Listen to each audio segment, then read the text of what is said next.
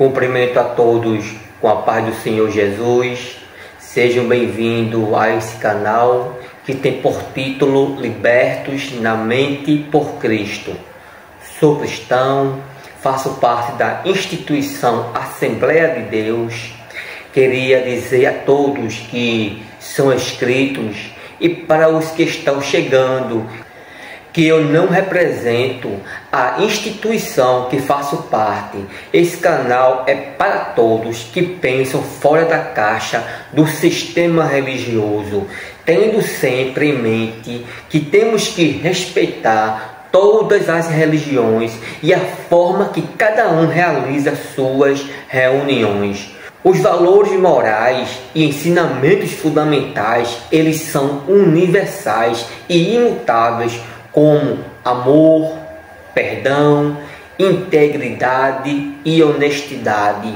Esses valores, eles são imutáveis, e nesse vídeo irei falar sobre a última ceia de Jesus, da forma que vejo a Bíblia apresentar. Não sou dono da verdade, mas o que vou mostrar, vocês que estão a ver esse vídeo podem tirar suas conclusões. Não estarei fazendo críticas ou afirmando a forma que é celebrado a ceia nas instituições, se estão certas ou erradas. O título desse canal por si só fala: Libertos na Mente por Cristo. E eu me chamo Flávio Thor, e o tema que irei falar neste vídeo é: quem verdadeiramente pode cear? Muitos, quando falam sobre a última ceia de Cristo, eles falam Santa Ceia, mas na Bíblia não tem o nome Santa Ceia. O nome ceia, esse nome Santa Ceia é um termo teológico. O nome é ceia. Esse nome Santa Ceia é um termo teológico para descrever a ceia como um momento separado e dedicado a Deus. Acredito que todas as religiões cristãs celebram a ceia em memória do sacrifício de Cristo, que é a sua morte, por ter morrido em nosso lugar. No entanto, muitos defendem o uso Santa Ceia por entenderem que a palavra santa indica que o momento é consagrado e separado para Deus, reforçando a reverência e o propósito espiritual da celebração. Conforme a Bíblia, a última ceia de Jesus está narrado em Mateus, Marcos, Lucas e João. A última ceia de Jesus, ou a Santa Ceia, que é a forma que muitos chamam, Jesus está celebrando a Páscoa. E isso é muito importante para a compreensão da ceia que Jesus participa e da ceia que Paulo fala lá em 1 aos Coríntios, no capítulo 11. Já que Jesus está jantando, ele está ceando. E naquele momento da ceia estava tudo normal. Ele estava fazendo como todo judeu fazia todos os anos, celebrando a libertação do povo hebreu da escravidão no Egito. Mas Jesus faz e fala uma coisa muito importante. Vamos ler em Lucas, no capítulo 20, do versículo 19 ao 20.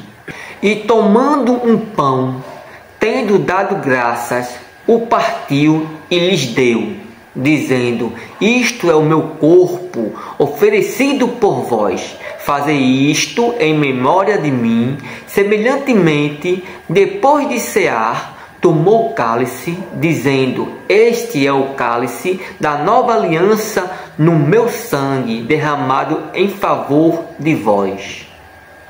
Nesse versículo mostra que Jesus pegou o pão físico, agradeceu a Deus e partiu.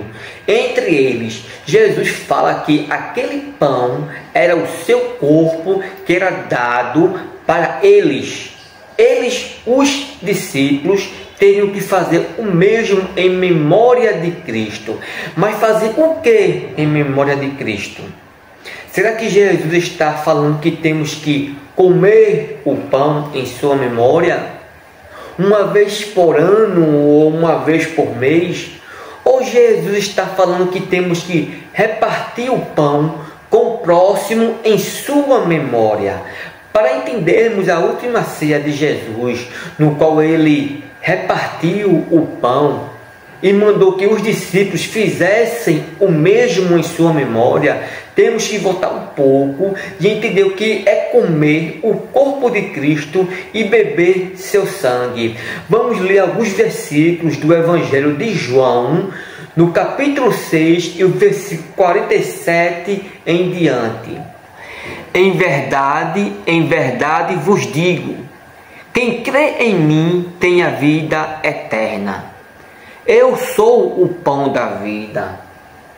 O comentário bíblico popular do Novo Testamento é escrito por William na página 269, a explicação do capítulo 6, versículo 47 de João, ele fala: esse é um dos muitos versículos do Novo Testamento que ensinam que a salvação não é por obras, nem por guardar a lei, nem por ser membro de igreja, nem por obedecer aos conceitos morais, mas simplesmente por crer no Senhor Jesus Cristo.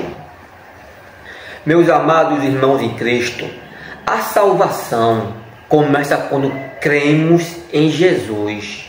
No Evangelho de João, no capítulo 6, e o versículo 48, Jesus fala que Ele é o pão da vida. O pão da ceia e o vinho não nos dá vida e nem traz salvação. Nós que somos o corpo de Cristo e comemos do mesmo pão, mas o pão que comemos não é o pão físico, é o pão espiritual. Quando os corpos, que é a igreja de Cristo, estão juntas, formam um só corpo e um só pão. Agora sim temos comunhão, e não é porque comemos ou bebemos, mas é porque repartimos primeiro o pão espiritual e depois o pão físico. O pão físico e o vinho físico não traz vida eterna, por mais que ore e consagre o pão e o vinho. Jesus é o nosso pão da vida. Vamos continuar a leitura do Evangelho de João, no capítulo 6.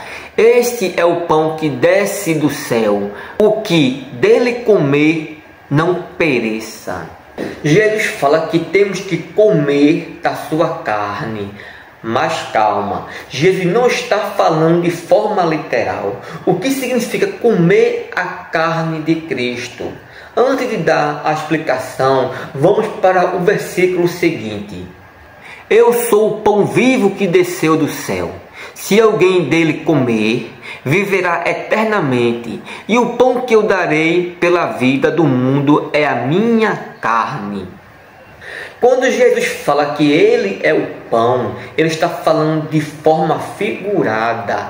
Comer sua carne é crer nele. Jesus fala que aquele que comer desse pão teria vida eterna. Mas ele continua: o pão que ele daria era a sua carne, que seria pela vida do mundo. Aqui Jesus está falando da sua morte. Ele iria dar seu corpo pelo resgate dos pecadores. Jesus não está falando da Eucaristia, da ceia, o pão que comemos e o vinho que bebemos uma vez por mês nas instituições. Esse pão que nós comemos, vamos voltar a ter fome. Mas as palavras que Jesus falou, que era espírito e vida, ou seja, meus amados, comer a carne de Cristo é crer em Jesus, é ter comunhão com Deus. Jesus está falando em metáforas. Quando Jesus fala para a mulher samaritana que ele iria dar água viva, e a água que ele daria, ninguém jamais teria sede. Se alguém quisesse beber dessa água, era só ir a ele. Como é que se bebe dessa água? quando cremos em Cristo.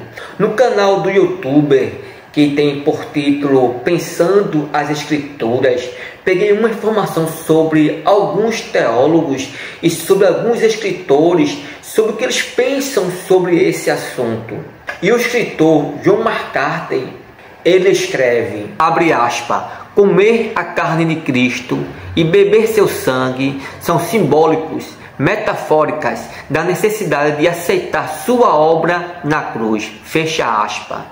Também o escritor Hernandes Dias Lopes, ele fala, abre aspas, a carne e o sangue de Jesus significa o sacrifício de seu corpo oferecido sobre a cruz quando ele morreu por nós pecadores.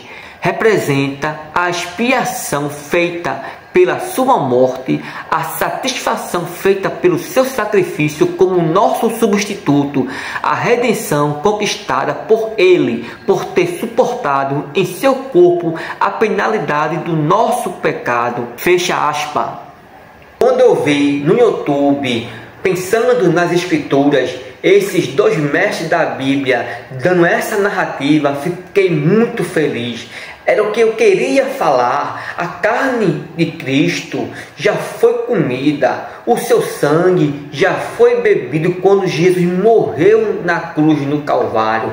Todos aqueles que creem em Jesus têm comunhão com Deus e se alimenta da sua carne e do seu sangue. Esse alimento é espiritual, onde podemos entender a última ceia de Cristo, que lemos em Lucas, no capítulo 22, versículos 19 e 20. Vamos reler novamente. E tomando o pão, e havendo dado graças, partiu e deu-lhe, dizendo, isto é o meu corpo, que por vós é dado, fazei isto em memória de mim. Semelhantemente, tomou o cálice depois de cear, dizendo, este cálice é o novo testamento no meu sangue que é derramado por vós. Jesus, quando reparte o pão e fala que aquele pão era o seu corpo, que era dado, Jesus estava dizendo que seu corpo seria repartido por todos que crescem nele, e os discípulos fizessem o mesmo em sua memória. Mas não era comer o pão. Jesus está mostrando a forma de amar as pessoas, seja de repartir o pão ou de darmos a nossa vida pelos irmãos, que está na primeira carta de João, no capítulo 3 e o versículo 16. Da forma que Jesus amou as pessoas e deu sua vida por elas, temos que amar da mesma forma. O maior mandamento é o amor, que até na eternidade vai ter. Se aqui tem um mandamento que eu creio que tem, se aqui tem um memorial que eu creio que tem, é de amar o próximo. Quantos membros estão doentes, precisando de remédio, de um médico? Sabe o que dizem? Vamos orar para Deus curar. Enquanto muitos vivem de luxo, está na hora de acordar, povo de Deus. Quando nos reunimos à mesa e todos comemos o pão, podemos dizer que temos comunhão um com o outro. E quando temos comunhão um com o outro, estamos tendo comunhão com Deus. Hoje, no nosso século, quando os cristãos se reúnem para comer o pão, que vai ser simbolizado o corpo de Cristo, e o vinho, que vai ser simbolizado o sangue de Cristo, o que muitos líderes religiosos fazem? Eles utilizam o pão e o vinho da ceia como uma forma de condenação e salvação para os cristãos. Eles falam que aqueles que comem e bebem a ceia em pecado, essa pessoa vai ficar doente, vai vir males à sua vida e gerar não só morte espiritual, mas morte física, criando um evangelho de medo, de pânico e de pavor. E o versículo que eles utilizam é 1 de Coríntios, capítulo 11, versículo 27 e o 30. Vamos ler. Portanto, qualquer que comer este pão ou beber o cálice do Senhor indignamente será culpado do corpo, do sangue do Senhor. Examine-se, pois, o homem a si mesmo, e assim coma deste pão e beba deste cálice. Porque o que come e bebe indignamente, come e bebe para sua própria condenação, não discernindo o corpo do Senhor. Por causa disso, há entre vós muitos fracos e doentes, e muitos que dormem. Esse é o versículo que é utilizado por muitos líderes religiosos para dizer que se você pecou, não pode comer o pão da ceia, senão vai morrer. Será?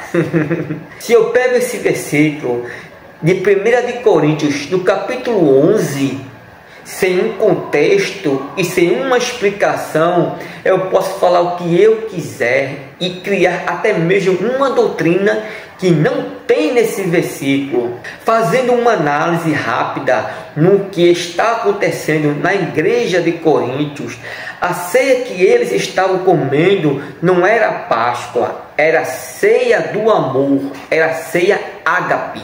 Os irmãos em Cristo, eles reuniam as pessoas para almoçar ou jantar, e essa ceia ágape não era uma vez por mês. Eles estavam sempre fazendo essa ceia. Era a refeição, ou a ceia como está na Bíblia, ou Santa Ceia, como muitos chamam, que não está na Bíblia. Essa ceia ágape era uma ceia comunitária que partilhava por toda a comunidade, incluindo pobres, marginalizados.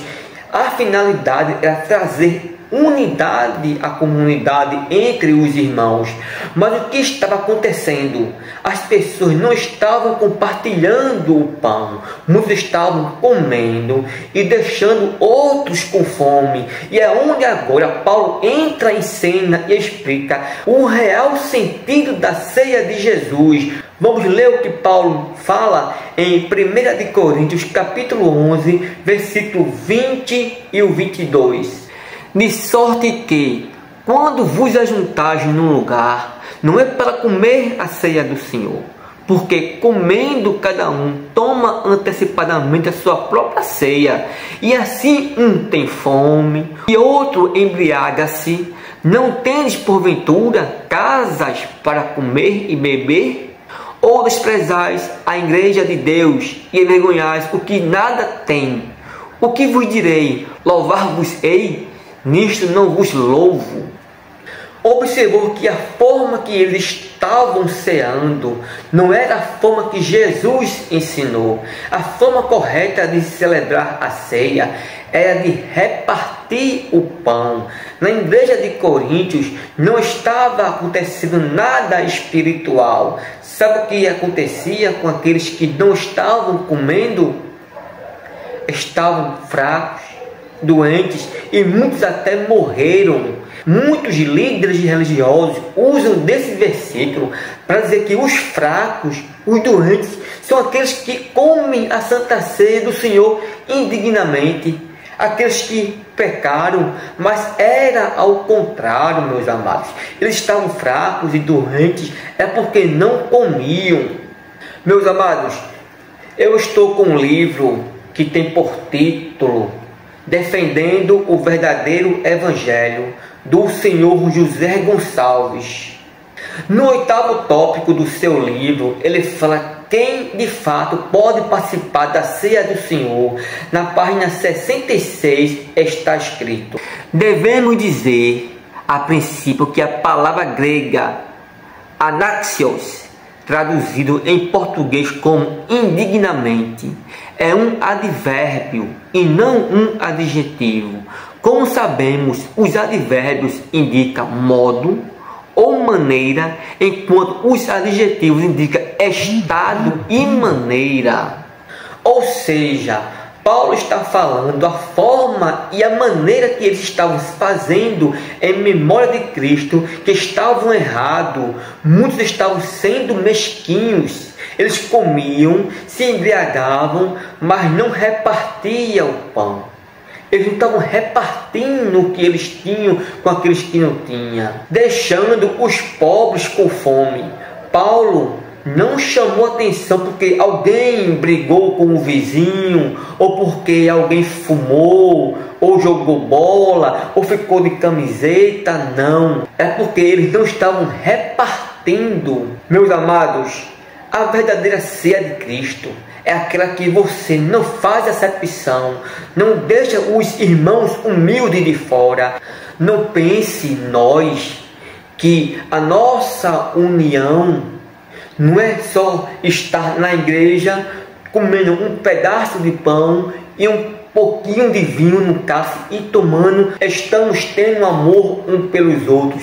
Quantos, quando vai se reunir, não chama irmão A, não chama irmão B, porque ele, se ele vir, ele vai trazer uma carne mais inferior, um refrigerante mais inferior. Aquele que trouxe Coca-Cola vai querer tomar um refri mais inferior. Quantos não fazem isso, deixando os irmãos de fora e só chama aqueles que têm dinheiro? Quando a igreja de Cristo se reúne para cear, esse é o momento de pedirmos perdão um ao outro.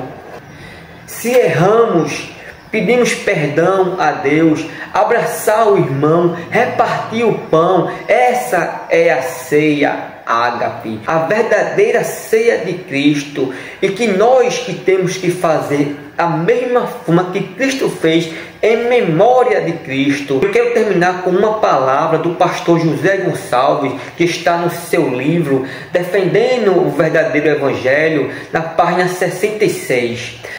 Abre aspas, a ceia do Senhor não confere comunhão, mas é para as pessoas que estão em comunhão com Cristo e sua igreja. Fecha aspas. E desde já agradeço a você que chegou até o final deste vídeo. Que Deus te abençoe hoje e sempre. Amém.